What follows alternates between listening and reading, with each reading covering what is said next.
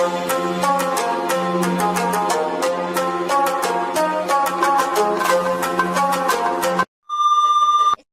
Morning সকাল সকাল চলে আসছে একটু অন্যটা সাইডে আর পাল্লা ঝোলাতে।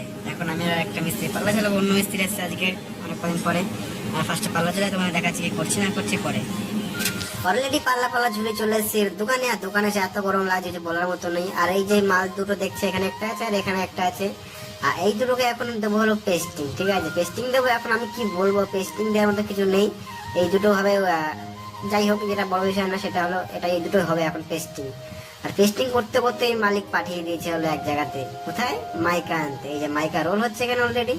আর শুধু ঘোরাঘুরি করছে গরমে, কিছু বলার মতো নেই। দোকানে খাওয়া দাওয়া করে রেস্ট টেস্ট নিয়ে এখন অন্য একটা সাইডে। আর মিস্ত্রি পারছে না ফিটিংস লাগাতে, ওখানে আছে ফিটিংস লাগাতে। যেহেতু ফিটিংস আমি একবার আগে লাগিয়েছি, তার জন্য আমাকে ডেকে যায়। আর যাচ্ছি এখন লাগাই ফার্স্টে গিয়ে কিছু ফিটিংস তোমার দেখাচ্ছি, জুতো ফিটিংস, ঠিক আছে? ওখানে গিয়ে দেখাচ্ছি।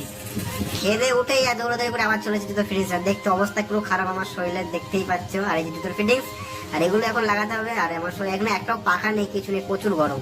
দোকান থেকে কাজ শেষ করে চলেছে, নিজেদের কাজ করতে। এখন তোমার কতটা কাজ হয়েছে না তোমার কাজটা যেমন দেখাচ্ছে, ঠিক আছে?